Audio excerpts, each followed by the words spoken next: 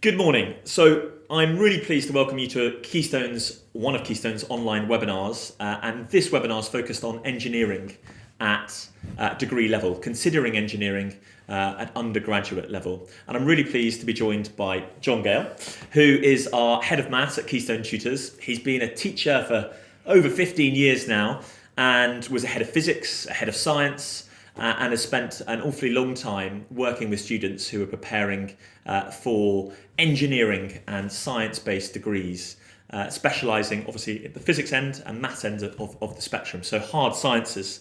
So that will be very useful with regards to thinking about engineering. The way this first part of the webinar is going to work is I'm going to pose a couple of questions to John.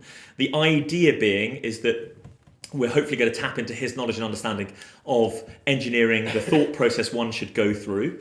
And then afterwards, we'll have a Q&A where we'll welcome some questions from the participants. Brilliant. Great. So, John, thanks for coming. That's all right. So, I wonder, when we're thinking about engineering, one of the first things that kind of springs to mind is that there's quite a lot of choice. So, what I was wondering if you could do for us would be to give us an understanding of the different types of engineering courses that are on offer and perhaps touch on how they differ.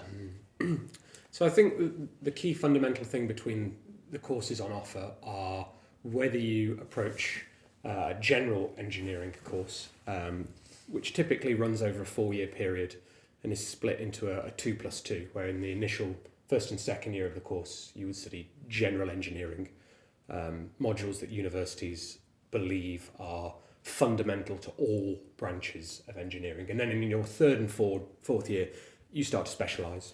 Or whether you look from the outset to read a course that is niche and specialised from the outset. I think that obviously depends on your kind of feelings in terms of, do you know what kind of engineering you're looking to go into, if you have certain career aspirations or kind of workplace aspirations.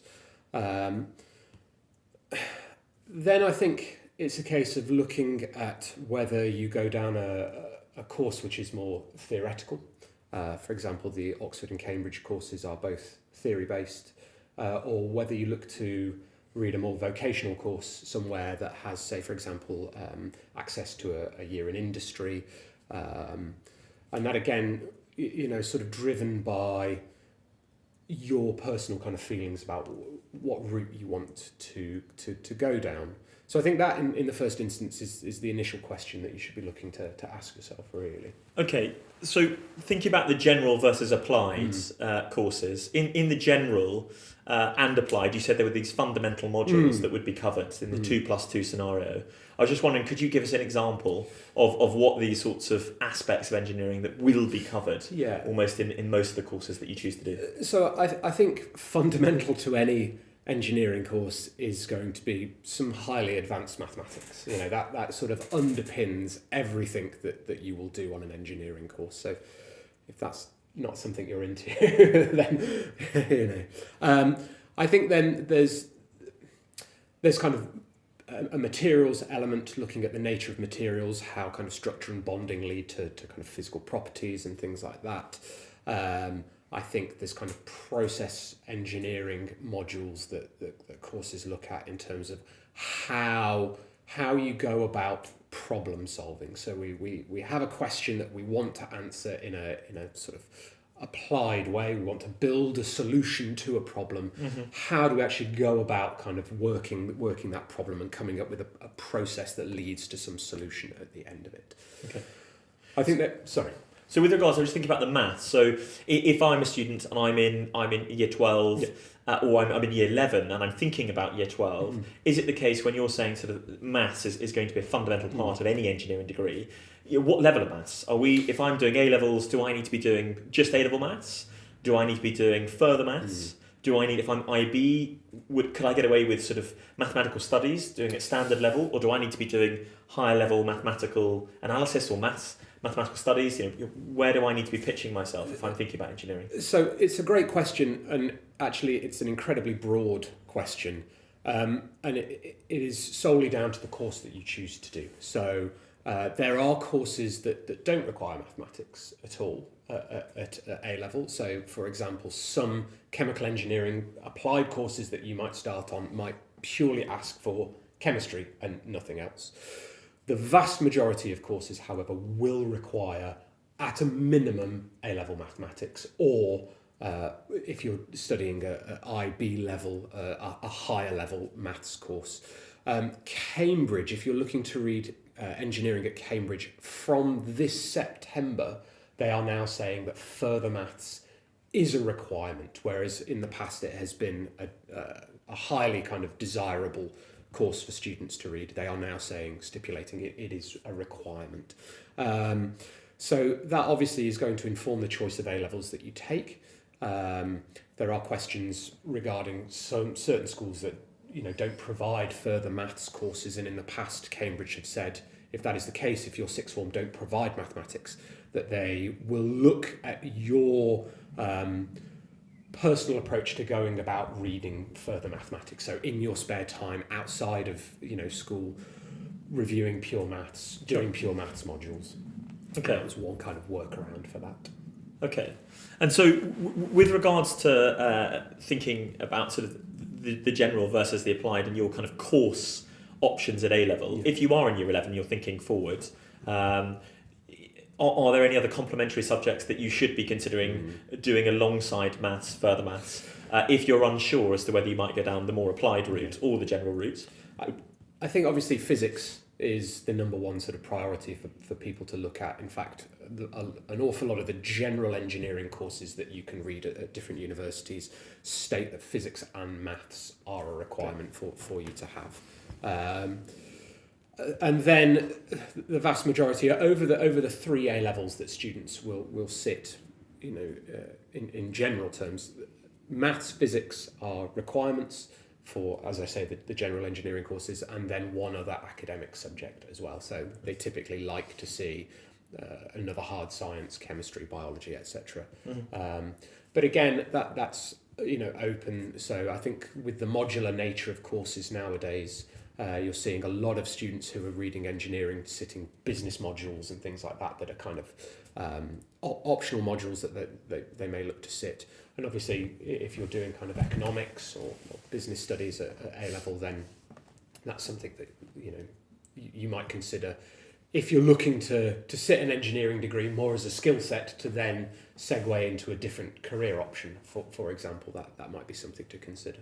So one more question about this general versus applied. So in the general engineering degrees, we kind of know roughly their titles, but in the more applied versions, what are the sort of most popular degree titles? So chemical engineering we've covered. Yeah. What are the other ones for people to be alert to? So I think civil engineering, aeronautical engineering, ship science as well, or nautical engineering, some universities refer to it. Material science is a standalone course, but I think a lot of universities refer to it as material science with engineering.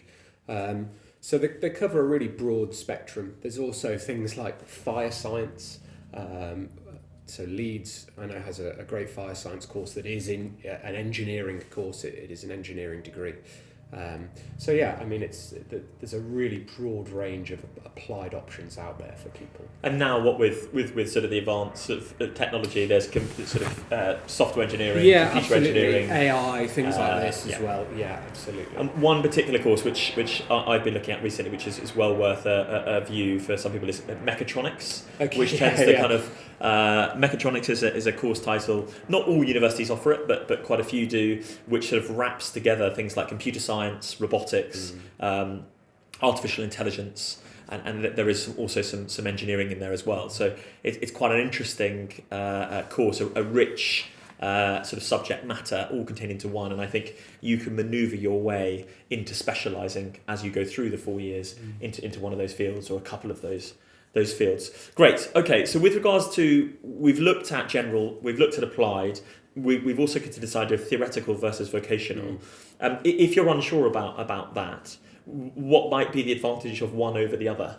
So if you know you want to do engineering, but you're not quite sure whether you want to do more of a vocational course versus a theoretical course, could you just talk about the pros and cons, having studied engineering yourself? Yeah, I think again, it sort of comes down to a more long-term view of what you want to do with that degree. So if you know that you want to move into some engineering field, then I think a vocational course is really highly regarded. A lot of friends that I was at university with who are engineers, they're in the field of engineering, working for different companies. They actually work for companies who they got internships with over their year in industry. So that's a great way of kind of actually gaining some experience of how the things that you're learning at university are applied in the real world. It gets you kind of known within the industry. You meet a lot of kind of people that are good to know and network with. So I think the vocational course really is sort of for people that know that they want to be in the field of engineering. As I say, the more kind of theoretical things, I have friends who studied engineering who are investment bankers, they are chartered surveyors, so they have moved into industries where the skill set that engineering develops is highly sought after, that kind of analytical problem solving, really highly regarded. And it doesn't really require that depth of vocational knowledge. So a year in industry for somebody who studied engineering and has then gone on to be an investment banker is a bit of a, it's not as necessary as somebody who's gone down the more practical route engineering-wise. So I think a theoretical course appeals to those sorts of people far more. Fair enough. Great.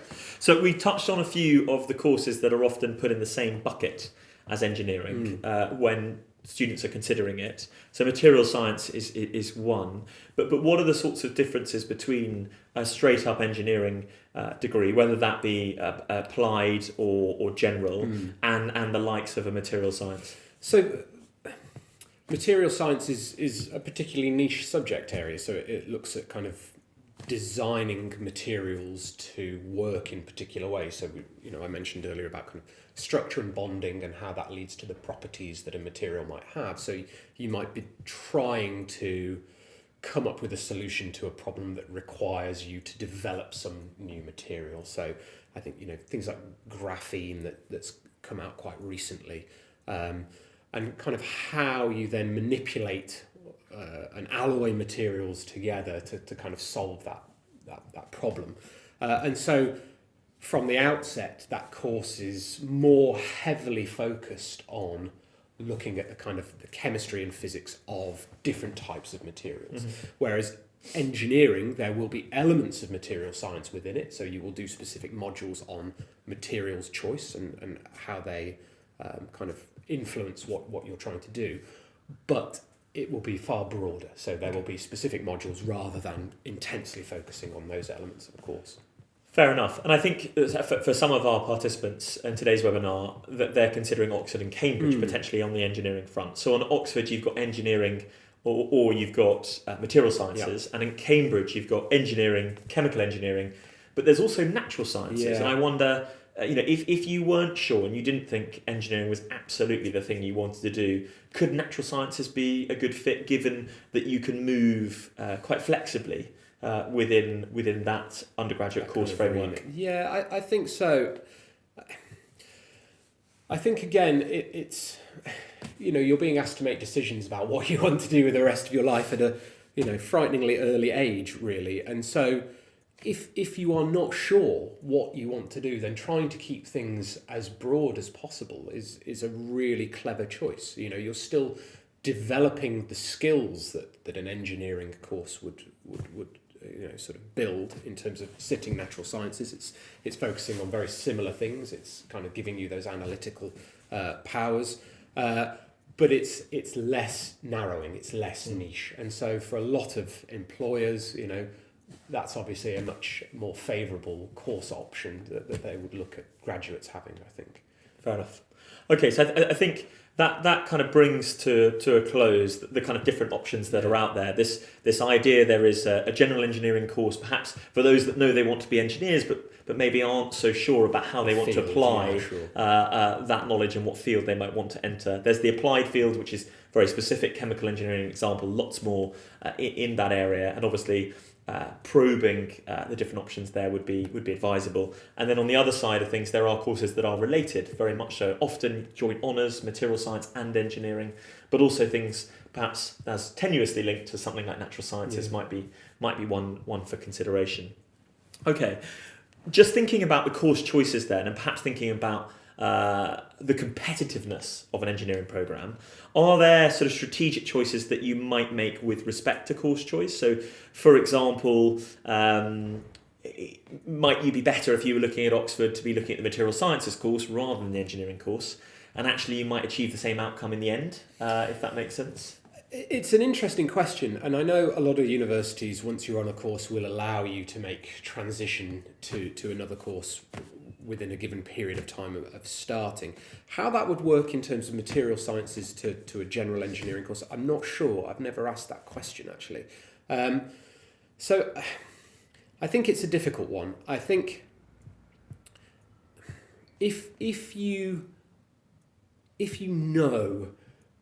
know, quite firmly what you want to do, then I would say that actually looking to do an applied course somewhere is probably a good option. I think that you would find a far less competitive field if you knew a very niche area that you wanted to study. Fair enough. The trade-off of that is obviously with niche courses there are generally less places on offer,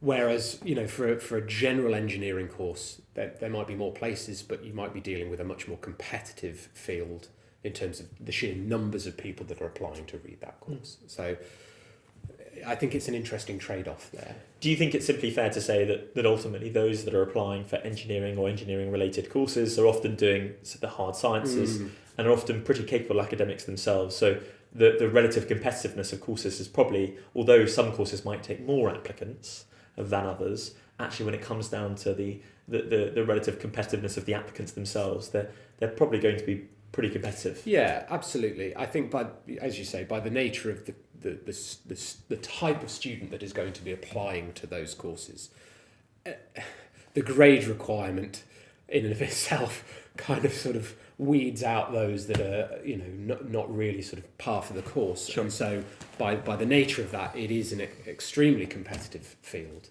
Yeah. And so if you're kind of predicted those sorts of grades, then you're in with a shout, and I think a lot of universities put an awful lot of emphasis on the interview process as well. So sure. Actually, you have an opportunity to sell yourself in a kind of on a personal level, really, and I think that counts for an awful lot as well. Yeah, so that would be obviously specific to Oxford and Cambridge predominantly, yeah. So, okay, so I'm just wondering in terms of your choice. I mean, you've sort of answered the question already, but if you're uncertain about where you might want to sort of throw your hat at sort of in the ring of that course, are you suggesting that a general engineering degree pretty much covers everything? Yeah, I would say and that so. would be the sort of primary option if you're not that sure about for sure. The field you might want to enter? For sure. I think that given the fact that you spend 2 years studying the broad range on a general engineering course, it gives you an opportunity to kind of find your footing, and then obviously in the third year you can start to specialise. And if, for example, you did a general engineering degree, but through that process you decide that you're really particularly interested in one field, are you able to kind of navigate more towards that specialism? Absolutely. So in the third and fourth year, there are several core modules that you will need to sit, but the emphasis becomes more on the optional modules, and that's your opportunity to then really tailor the course that you're sitting to your desires in terms of the areas that you want to focus. Great. Okay. So I think we sort of covered the idea of course, the sort of recommendations that you have if you're not sure sort of about where you might want to specialise, sort of perhaps focusing on more of those general engineering courses and potentially thinking about the applied versus, the theoretical versus the vocational. So the idea of doing that year in industry versus doing a more theoretical course. Great. I'm just wondering, with regards to kind of the university UK landscape, what are the sort of best engineering departments that are out there? Could you give us sort of some examples? Well, I think the obvious ones would be Oxford, Cambridge, Imperial. I think they are kind of the cream of what's going on engineering-wise at the moment. And then you have the likes of Bristol, Swansea, Durham, Warwick, Leeds, Manchester, which are kind of the sort of the next rung down, really. Loughborough also?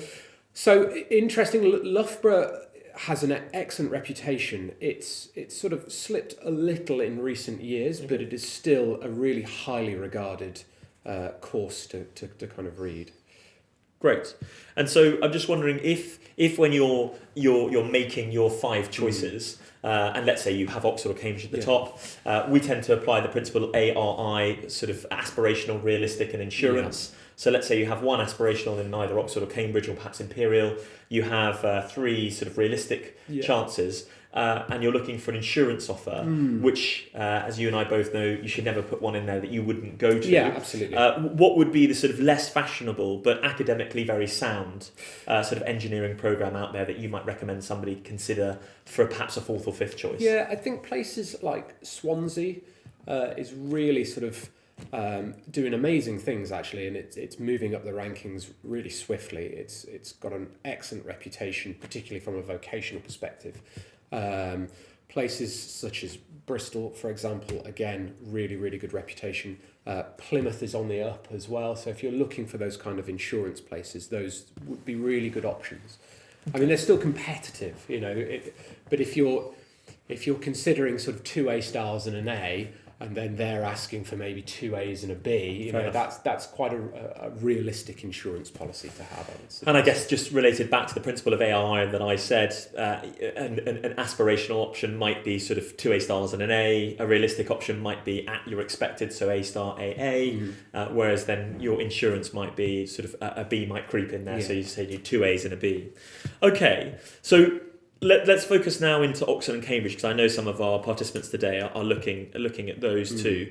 They both offer a general engineering course, but what are the differences? I appreciate that we've got material sciences, which isn't engineering at Oxford, but it's a similar sort of course that one might consider. Yeah. And we've got chemical engineering at Cambridge, which again is a slightly different sort of specialism on the engineering side there. But if you look at the 2 engineering courses, are there differences, or ultimately they're the same? I think ultimately they're very, very similar. They're very traditional engineering courses, so they cover all of the kind of fundamental elements of what an engineering course would be, as we discussed earlier.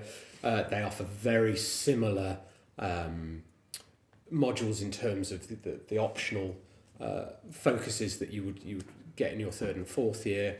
I think really in terms of the choice between the 2 of them, I think it comes down to your just personal preference, really. Kind of, I would strongly advise going to look at both of those universities, getting a feel for the departments, speaking to other students that may be on those courses, researching the kind of the teaching fellows that are there.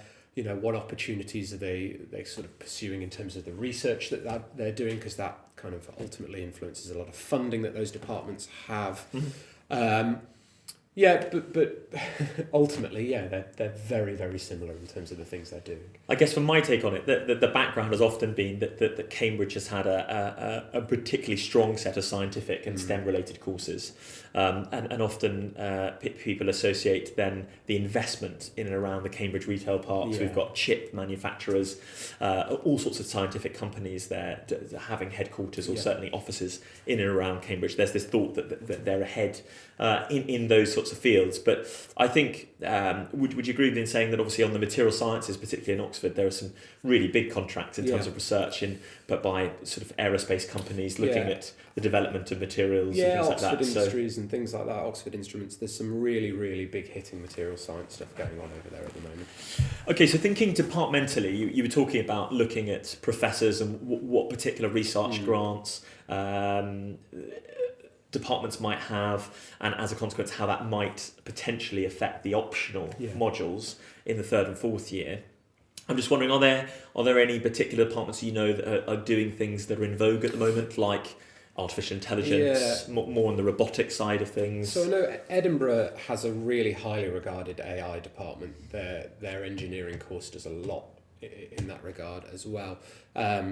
I was actually reading yesterday that Oxford have just started to offer a 6-week kind of bolt-on course in artificial intelligence that for some reasons run through the side business school, which seems slightly strange given the nature of the course.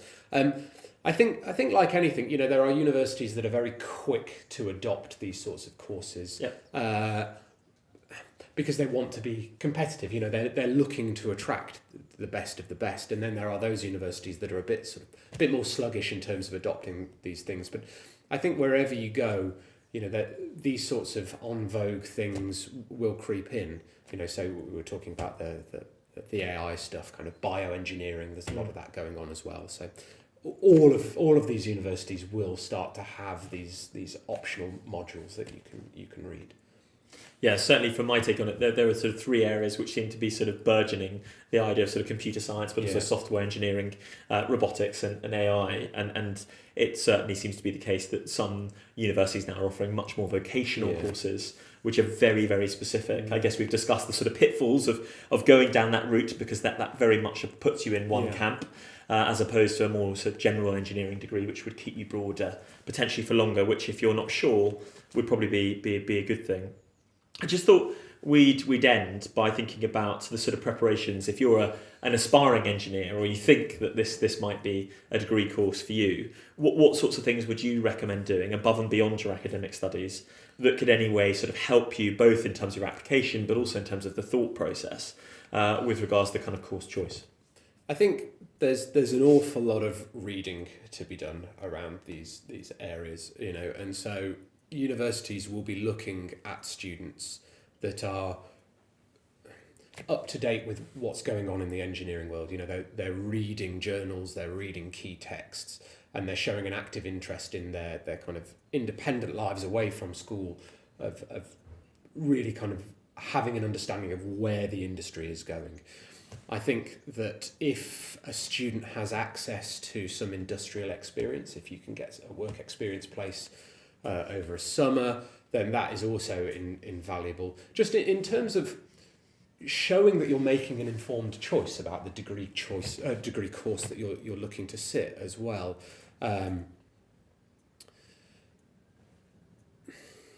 What about things like, for example, I remember when you and I were science teachers, we used to try and encourage people to sign on to The New Scientist, for example. I appreciate that's more of a biochemistry magazine than it is sort of a hard science one.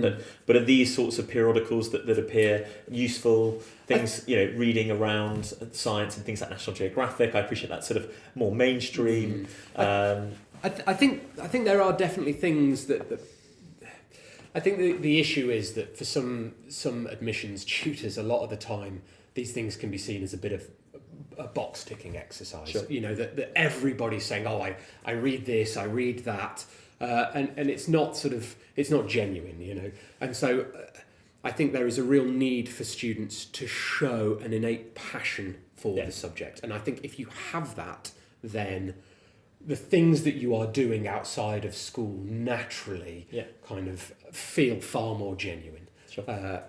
And I think that would be my main point to sort of put across on that.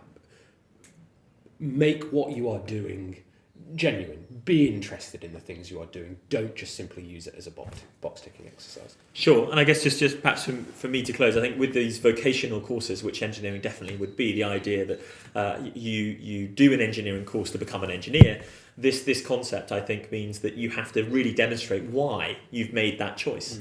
Obviously, if you're choosing more of an applied route, so a chemical engineer or a more specific engineering course, I think you have to make that a stronger case to some extent about why perhaps this is more applicable for you than maybe a general engineering course. So I think many of the things we've said, texts, I mean, obviously things like TED, but a lot of the university websites now will provide an awful lot of supplementary material for students, aspiring students, to look at. But the final point I probably would make is a lot of big business now, particularly sort of in the sort of chemical engineering side, the big companies that own a lot of the big brands, but also the oil companies, etc. They do have a lot of educational outreach, which is quite interesting, and often it's engineering that's solving a great deal of their problems, whether they be BP in dealing with oil refineries and the like, or Unilever and looking at some of their packaging, or the ways in which they kind of produce some of their key brands. So I would definitely encourage you to peruse not only the university websites and their recommended reading, but also TED, perhaps things like The New Scientist, these sorts of things. These can be great places to start an interest, and then from there you can move into other avenues. John, I think we're going to stop there. Thanks for that. We could probably go on for a lot longer, but hopefully that's given a good overview. What we'll do now is open up to